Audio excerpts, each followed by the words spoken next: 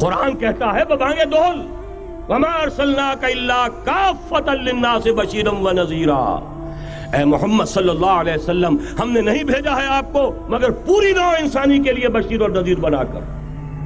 تو جان لیجئے کہ یہ مقصد بعثت محمدی صلی اللہ علیہ وسلم بتمام و کمال اس وقت پورا ہوگا جب کل عالم انسانیت پر، کل روئے ارضی پر اللہ کا دین اسی طرح غالب ہو جائے گا جس طرح کہ محمد رسول اللہ والذین معہ صلی اللہ علیہ وسلم ورضی اللہ تعالی عنہم اجمعین، ان کے ہاتھوں سے، ان کے ایثار سے، ان کی قربانیوں سے، جن کا نقشہ آپ کے سامنے مولانا کھینچ چکے ہیں، ان کے احسان، ان کی قربانیاں، ان کی محنت، ان کی جفا کشی، ان کی سرفروشی، ان کے جان تن من دھن لگا دینے کے نتیجے میں جیسے اس وقت غالب ہوا تھا کل روئے ارضی پر غالب ہوگا، تب کہیں جا کر مقصد بعثت محمدی مکمل ہوگا۔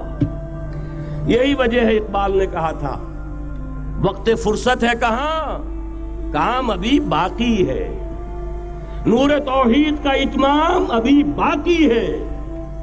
لیکن ساتھ ہی خوشخبری بھی دی تھی، یہ چمن معمور ہوگا نغمہ توحید سے، آئے گا وہ دور، یہ چمن معمور ہوگا نغمہ توحید سے، لازماً آ کر رہے گا۔ لہذا اب اس کے درمیان جو یہ فصل ہے اس کو سوچئے۔ لیکن میں اس سے پہلے ذرا وہ حدیثیں کہ جن میں حضور کی سری پیشن گوئیاں آئی ہیں بڑی تیزی کے ساتھ آپ کو سنا دینا چاہتا ہوں، اور اس کی وجہ کیا ہے۔ یہ زمینی حالات جنہیں میں نے کہا انہیں دیکھیں، ظاہر بات ہے کبوتر کی طرح آنکھیں بند کرنے کا تو فائدہ نہیں، حقیقت کو دیکھنا پڑے گا۔ حقیقت کو دیکھتے ہیں تو دل بیٹھ جاتا ہے، مایوسی کے اندھیارے چھا جاتے ہیں، امید کی کوئی کرن کہیں نظر نہیں آتی، کہاں نظر آئے۔ مولانا نے کتنا عمدہ نقشہ کھینچا ہے، کہاں ہے وہ اسلام؟ مسلمان تو ہیں، 1 ارب سے زیادہ ہیں، لیکن کوئی پوچھے 1 انچ زمین دکھاؤ جہاں اسلام تم نے نافذ کیا، تو وہاں ہمارے ہاتھوں کے طوطے اڑ جائیں گے۔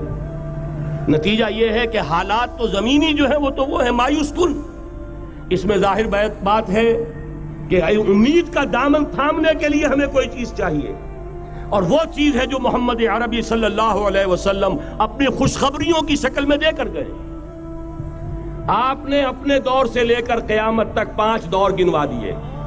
تکون النبوۃ فیکم ما شاء اللہ ان تکون ثم یرفع اللہ اذا شاء یرفعها ثم تکون خلافۃ علی منہاج النبوۃ ثم تکون ملکا عاضا ثم تکون ملکا جبریا ثم تکون خلافۃ علی منہاج النبوۃ۔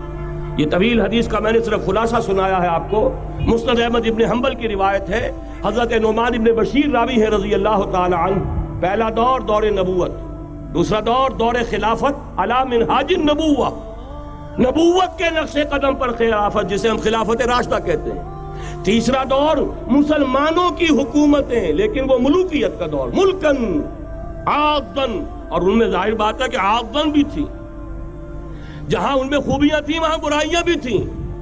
وہی حجاج ابن یوسف جس نے ایک مسلمان لڑکی کے خط کے اوپر فوج بھیجی ہے، وہی حجاج ابن یوسف ہے کہ سینکڑوں تابعین کے سر اس نے قلم کرائے ہیں، وہی حجاج ابن یوسف۔ وہی خلیفہ کہ جس نے فوج کشی کی اجازت دی تھی سندھ پر، وہی خلیفہ ہے جس نے بلا کر محمد ابن قاسم کو شہید کیا ہے کہ یہ پاپولر ہوتا چلا جا رہا ہے، ملوکیت کے لیے تو اس سے بڑا خطرہ اور کوئی نہیں۔ اس لیے کہ سندھ کے ہندوؤں نے ان کے بت بنا لیے تھے۔ یہ نوجوان در جوانی توبہ کردن شیوہ پیغمبریس، یہ نوجوان اور اتنا نیک اور پارسا ان کے بت بنا کر مندروں میں رکھ دیے گئے۔ اندیشہ ہو گیا کہ یہ تو پاپولر ہو گیا تو ہمارے خلاف بغاوت کر دے گا، بلا کر شہید کر دیا گیا۔ بہرحال تیسرا دور تھا وہ ملکن عاضن، کچ کھلی ملوکیت۔ چوتھا دور تھا ملکن جبرین، غلامی کی ملوکیت۔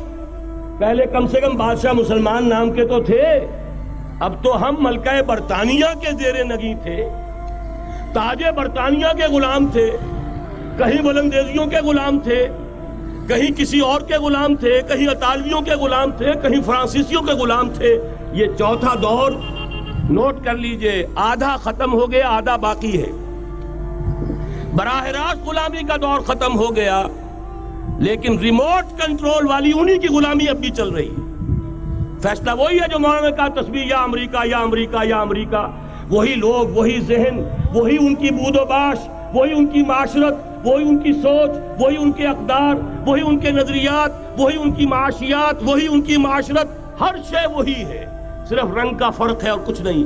نظام ابھی وہی ہے، چلانے والے بھی انہی کے پرستار ہیں، بلکہ ریموٹ کنٹرول سے وہی چلا رہے ہیں۔ وہ تو آپ کے بجٹ کا بھی فیصلہ کرتے ہیں، آپ کی الیکٹریسٹی کے ریٹس بھی معین کرتے ہیں۔ تو حال یہ ہے کہ ابھی وہ چوتھا دور ختم نہیں ہوا، فرق صرف یہ ہے کہ ڈائریکٹ کی بجائے ریموٹ کنٹرول ہے۔ لیکن حضور کی خوشخبری یہ ہے ثم تکون خلافۃ علی منہاج النبوہ، پھر ایک دور آئے گا خلافت علی منہاج النبوہ کا۔ یہ محمد الرسول اللہ کی نوید ہے، وہو صادق المصدوق، وہ سچے ہیں، ان کی صداقت پر خود اللہ گواہ ہے۔ لہذا وہ دور آ کر رہے گا، اس میں کسی بھی بندہ مومن کے لیے کسی شک و شبے کی کوئی گنجائش نہیں۔ اگلی حدیث اگلی سنیے، اب جب یہ دور آئے گا تو عالمی ہوگا، جیو ورلڈ آرڈر نہیں ہوگا، جسٹ ورلڈ آرڈر ہوگا۔ یہ نیو ورلڈ آرڈر NWO، حقیقت میں جیو ورلڈ آرڈر ہے JWO، لیکن اسی کو بدلنا ہے جسٹ ورلڈ آرڈر آف اسلام، اور وہ گلوبل ہوگا۔ دو حدیثوں کا تذکرہ کر دوں۔